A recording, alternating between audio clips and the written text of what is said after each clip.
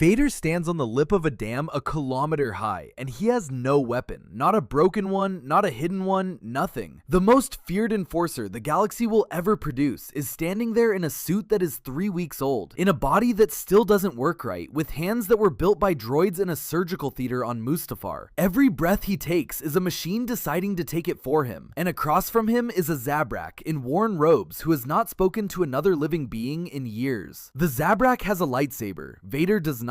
That's the whole problem. Palpatine sent him here specifically to take one. Here's the part that doesn't fit. This Jedi should have been dead already. Order 66 went out across the entire galaxy, all at once, on a single encrypted command. Clone commanders turned their rifles on generals they bled beside for 3 years. Temple guards died on the steps of their own home. Younglings died in a room with no exit. Within about a day, an order of roughly 10,000 was reduced to a scattered handful of people running for their lives in every direction. And this man was standing calmly on a dam months later in perfect health on a planet with his own name attached to nothing. He hadn't fled, he hadn't buried his lightsaber in the sand and taken a job hauling scrap. He hadn't gone underground with a false identity, hadn't joined a cell, hadn't done a single one of the things every other survivor did to stay breathing. He had done nothing, deliberately, formally, for years. Nothing at all. That was the entire strategy, and it worked. Every survivor of Order 66 you can name survived by doing something. Obi-Wan ran. He took a child to a desert on the edge of nowhere, buried his identity in a hermit's hut, and spent 19 years pretending to be a crank who talked to himself. Yoda ran further, all the way to a swamp so far off the charts that the Empire never bothered to look. Kanan Jarrus, who was Caleb Doom until the day his master shoved him through a door and turned around to die. Threw away his name and got very good at drinking in cantinas where nobody asked questions. Cal Kestis climbed inside a scrapyard on Braca and learned to move like someone who couldn't feel the Force at all. Because the moment he moved like someone who could, he was finished. Different people, same shape. Order 66 happened, and then they reacted. The Purge was the input, hiding was the output. Kirak Infala doesn't fit that shape anywhere, because his choice came first. Years before the clones turned, before Palpatine's voice went out over that channel, before there was any reason on this galaxy to be afraid of being a Jedi, Kirak Infala walked away from the Jedi Order for reasons that had nothing to do with survival. He wasn't hiding from anything, there was nothing yet to hide from, and that's what makes him strange. Everyone else made a decision under a death sentence. He made his under no pressure at all, for private reasons he never explained to anyone, and it happened to be the most effective escape plan anybody executed. Not the bravest, not the cleverest, just the only one that started before the trap closed. He also happened to be one of the finest lightsaber combatants in the Order. Charles Soule's Darth Vader run establishes that plainly. Infila's reputation was built on the blade. This wasn't a librarian or a healer who got lucky. This was a fighter deliberately taking himself out of the fight. To understand why he lived, you have to understand what he gave up to do it. And it's a thing the Jedi Order almost never said out loud. A vow of extreme penance, in which a Jedi withdraws entirely from the affairs of the Jedi Order. That's the official language. StarWars.com uses almost exactly that phrasing in its explainer on the subject. Read it once and it sounds like a retreat, some meditation, some time away, come back refreshed. Read it twice and notice the first word. Penance. Not rest, not sabbatical, punishment. You do penance for something. The Barash Vow isn't a wellness break. It's a sentence a Jedi hands down to themselves when they've done something the Council can't punish them for properly, because the Council doesn't know, or doesn't think it warrants anything, or has already forgiven them and the forgiveness didn't take. The rules are total. No missions, no assignments, no contact with the Council, no participation in the Order's business at any level. You don't teach, you don't advise, you don't get consulted on the crisis of the week. You are still a Jedi in principle. This isn't expulsion, nobody strips you of anything, but functionally, you have removed yourself from existence. The Order goes on, you watch it go on from very far away, and you are not permitted to help. The vow is named after Barash Sylvain, a Jedi Master who failed on a mission and could not put it down afterward. So she took herself out for more than a century. Sit with that number. Sylvain spent over 100 years in self-imposed silence over one failure. Not 100 days, not 100 weeks. A span of time long enough that Jedi who were younglings when she withdrew could have become masters, trained Padawans of their own, and died of old age, and she'd still be sitting there serving her sentence. Nobody signs up for a 100-year penalty over a small mistake, which lands us on the question that the canon has never once answered. What did Kirak Infala do? Search everything. The comics, the reference books, the databank entries, every line of dialogue in every episode of everything. There is not one sentence anywhere in Star Wars that tells you why this man took the Barash Vow. Soul's comic doesn't say. Wikipedia doesn't say because there's nothing to cite. The reason simply isn't on the page. But we're not working with nothing because we can look at who else took it. Barash Sylvain, a failed mission she blamed herself for. Vernestra Rwoh, at the end of the Acolyte, stands in front of the Jedi Council and lies to them. She buries the truth about what happened with Osha and May in The Man in the Mask, and she does it knowingly, and she walks out of that room carrying it. And afterward, she takes the Barash Vow. 2 data points, same shape. A Jedi does something they can't undo. The Order doesn't hold them to account, so they hold themselves. Which means when a Master of Infila's caliber, one of the Order's best blades, in the middle of a war where the Order was desperately short of exactly that, walks away from everything and goes to sit alone on an empty world, the most likely explanation is not that he wanted quiet. Something happened, something he decided he had to pay for. And the reason this matters isn't idle curiosity about a minor character's backstory. It matters because of how he dies. Hold the question. It comes back at the end, and when it does, it changes what his last 30 seconds actually mean. Aldalim, an empty world. No cities on it, no population worth counting, nothing that would put it on a shipping lane or a strategic map. What it has is water. An enormous artificial dam holding back an enormous artificial reservoir. A structure so tall that standing on top of it puts you higher than most weather. Below the wall, the water falls. Below the falls, a valley. In the valley, a small settlement of people going about their lives. And somewhere on that structure, alone, a Zabrak in plain robes. This is where he spent it. Not in a monastery, not in a temple annex, not anywhere with other people practicing the same discipline. Just a man and a wall of water, and however many years it was, because that's another thing nobody ever pinned down. The comic never dates his vow. We know it was before the end of the Clone Wars. We don't know if that means 2 years or 20. Picture what the routine looks like. No comm traffic because contact is forbidden. No news because who's bringing it. No missions arriving, no Padawan to correct. No council chamber, no war. The Clone Wars are burning across 1,000 systems. Jedi are dying at Geonosis and Christophsis and Umbara, and none of it reaches him.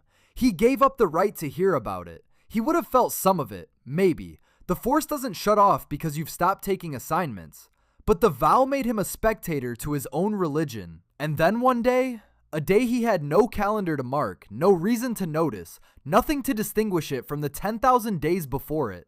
Every Jedi he had ever known died within a few hours of each other. He may not have registered a thing, because Order 66 was not a manhunt, it was a switch. Palpatine's contingency sat dormant in every clone trooper's head from the beginning, and when he issued it, he wasn't dispatching hunting parties. He was activating soldiers who were already standing next to their targets. The Jedi weren't found. They were already surrounded by men they trusted mid-battle. In most cases, the distance between a Jedi and the person who killed them was about 3 meters and had been for 3 years, which leaves one structural gap, and it's an obvious one. The switch only reached Jedi who were embedded with clones. Everyone else had to be hunted the slow way by Inquisitors and Purge Troopers and probe droids, and by paperwork. Temple archives, Jedi rosters, requisition logs, all of it turned into a kill list. That's why the Purge ran for the better part of 2 decades instead of a day. Now put Kirak Infala into that system. No clone battalion, he had no command. No active assignment, the Val forbade assignments. No council contact, forbidden. No recent mission logs, no deployment orders, no requisitions, no comm records, nothing generated by a man who has spent years generating nothing. The Barash Vow didn't just remove him from the war, it removed him from the paperwork. The machine never saw him, but the man who built the machine had known his name the entire time. Palpatine names him, specifically, deliberately, by name, as the target he wants his new apprentice to go after. This isn't a file that slipped behind a cabinet. The Emperor knew this man was alive, knew roughly where he was, and knew exactly what he was capable of, because he'd spent decades inside the Jedi Order as its most trusted political ally, sitting through briefings, watching who came and went and who quietly stopped coming at all. Palpatine didn't need the archive, he'd been the archive. So when Phila was never safe, he was in a queue. Years of quiet, not because anyone had lost him, but because the Emperor hadn't gotten around to him yet. And when Palpatine finally did reach for that file, it wasn't to close it out. He'd found a use for it. He needed his new apprentice to bleed. Vader walks out of Mustafar with no lightsaber, and Palpatine will not give him one. That's not neglect, it's doctrine. A Sith doesn't get handed a weapon, a Sith takes one, and the taking is the point. The Kyber crystal at the heart of every lightsaber is a living thing, and it chooses. It attunes to a Jedi, and it stays attuned. There is no store you can buy one from. The only functional source of a Sith's crystal is a Jedi who currently owns one. So the instruction Palpatine gives Anakin Skywalker, freshly cooked, freshly encased, 3 limbs replaced, is essentially go find a Jedi, kill him, and take his crystal off the body. And then comes the second half, which is worse. The stolen crystal won't work for you. It's bonded to somebody else and it will refuse. To make it yours, you have to bleed it. Pour rage and pain and grief into the thing until it stops resisting and turns red. The color of a Sith blade isn't a design choice, it's a wound. Every red saber in the galaxy is a crystal that was tortured until it gave up. Look at what Palpatine is actually testing here. He is sending the weakest Vader will ever be. Not the black monolith from Rogue One who walks through a corridor of rebels like weather. This is a man whose lungs are gone, who is learning to walk on legs he can't feel, whose entire body is a life support argument he's losing. Weeks old in the suit, barely functional, and he's sending him, unarmed, against a Jedi Master whose reputation in the Order was built on being one of the best swordsmen in it. The Emperor is not being careless, he's running an experiment, and it has exactly 2 acceptable outcomes. Either Vader comes back with a crystal, or Vader doesn't come back and was never worth keeping. The one variable Palpatine seems not to have priced in was what a man under the Barash Vow would do when someone showed up to kill him. Infila sees Vader coming, understands exactly what he is, and refuses to fight him. Not backs away, not stalls for time, refuses, flatly, as a matter of principle, the way you'd decline a meal you don't eat. Vader arrives on that dam, radiating intent, and the Jedi standing in front of him will not raise a weapon, because he swore he wouldn't. And the fact that the galaxy's new executioner is standing 3 meters away does not change the terms of the vow. Understand how strange this is. The Barash Vow is withdrawal from the affairs of the Jedi Order. A Sith Lord arriving to murder you is, by any sane reading, no longer an affair of the Jedi Order. It's a personal emergency. Infila could have argued his way out of the restriction in about 4 seconds, and nobody in the galaxy would have blamed him. He didn't.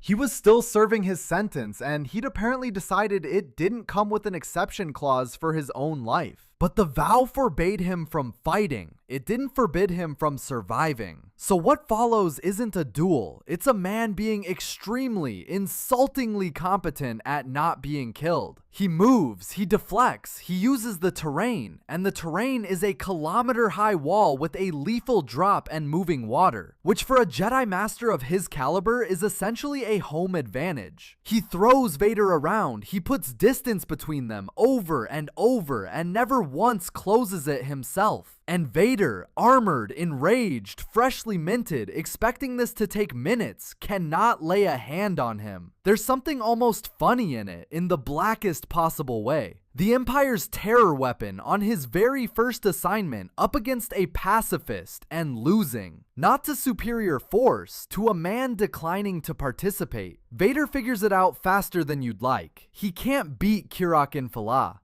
So he stops trying to beat him. He turns around and attacks the dam. Not the Jedi, the wall. Vader puts everything he has into the structure itself, hammering, tearing, forcing the Force into concrete and steel until it starts to give. And the moment it gives, there is no taking it back. A reservoir that size doesn't leak, it goes. And a kilometer below, in the valley where the water is about to arrive, there is a settlement full of people who have never heard of the Jedi Order, Order 66, Palpatine, or the man in the black suit who has just decided their lives are a bargaining chip. This is the moment the whole story turns on, and it's worth being precise about what Vader is doing. He isn't killing the villagers out of cruelty, or at least not primarily. He's using them as a lever. He has correctly read the one thing about his opponent that matters. This man will not fight to save himself, but he cannot possibly stand on that dam and watch a valley drown.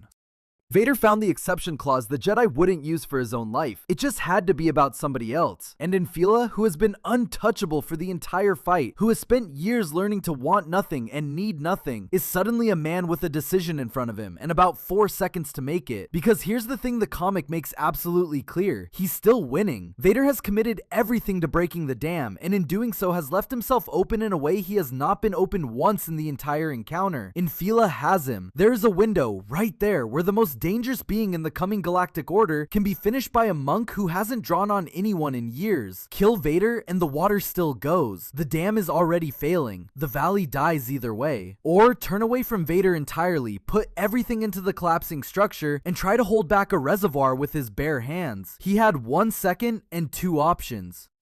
He chose the one that killed him. He turns his back on Darth Vader to save people he has never met. Think about the shape of that. For years, this man's entire discipline was do not act. No missions, no intervention, no helping. That was the punishment. That was the whole architecture of it. Some Jedi Master somewhere is drowning in a war and you sit still. And he held it. He held it so completely that a Sith Lord came to murder him and he still wouldn't lift a blade in his own defense. And then a few hundred strangers in a valley he'd probably never visited were about to die, and the whole thing came apart in an instant. That's what broke him. Not fear, not survival, other people. So he acts, for the first time in years, fully, with everything he has, and it is the single most Jedi thing anyone does in the entire sequence. He pours himself into the failing dam. Every scrap of attention, every ounce of strength aimed downward and outward at a mass of water and a village of farmers, which leaves nothing for the man behind him. Vader takes him by the throat. There's no duel to it, no last words that mean anything. The Jedi's hands are full, holding up a wall. Vader chokes the life out of him and throws him off the dam like refuse. A kilometer down into the water he died trying to hold back. The vow kept Kirak and Falah alive for years. It killed him in under a minute, not by binding him, but by breaking exactly once. Vader climbs down and takes what he came for, the lightsaber, the crystal inside it, and that crystal is something you have been looking at your entire life. Vader takes the crystal and bleeds it. The process isn't gentle and isn't supposed to be.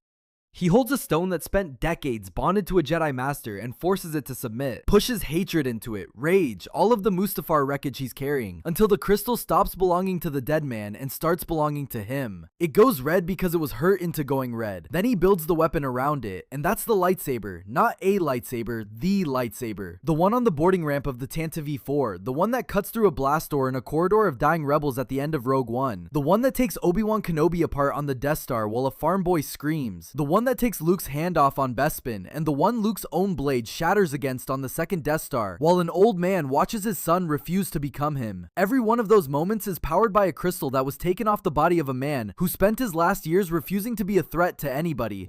There's a symmetry in it that nobody in the story ever gets to appreciate, because everyone who could is dead. The most recognizable weapon in the galaxy, the thing that is the Empire visually more than a Star Destroyer or a helmet, began as the personal blade of a monk doing penance on an empty world. Vader will carry it for 23 years. He will never once, as far as we know, think about where it came from. Infila's saber goes on doing exactly what he swore never to do again. Which brings us back to the question we left open. What if the vow wasn't what saved him at all? Look at the sequence honestly. The Barash Vow kept him off the rosters, and that mattered for a while. But Palpatine knew his name the entire time. He was never safe. He was scheduled. The vow didn't buy him escape. It bought him a few extra years in a queue. And then it walked him into the one situation where his own principles could be used as a weapon against him. Vader didn't beat Kirak Infila. The vow did. Vader just had to find the seam. And we still don't know what put him there. That's not a gap in the research. It's a hole in the canon itself. Every source is silent. Barash Sylvain's failure is on record. Vernestra Row's lie plays out on screen in front of you. Infila's is just a shape in the dark, defined only by the size of the sentence he gave himself. Whatever it was, he took it with him off that dam and it went into the water with him. But here's what the ending tells you about it. A man who has spent years refusing to act, refusing so completely that he won't even defend his own life, breaks that vow exactly once in the last minute he's alive for strangers. He had the perfect opportunity to break it selfishly. He had Vader dead to rights and every reason in the galaxy to take the shot. He didn't. The one thing that could pull him out of years of stillness wasn't his own survival. It was somebody else's. Whatever Kirak and Fila did to earn that vow, that's not the man who did it. Or it's exactly the man who did it, still trying at the end to settle something. Order 66 killed nearly 10,000 Jedi in a day, and most of them never got a choice about it. He got years of silence and then 4 seconds. He used them properly.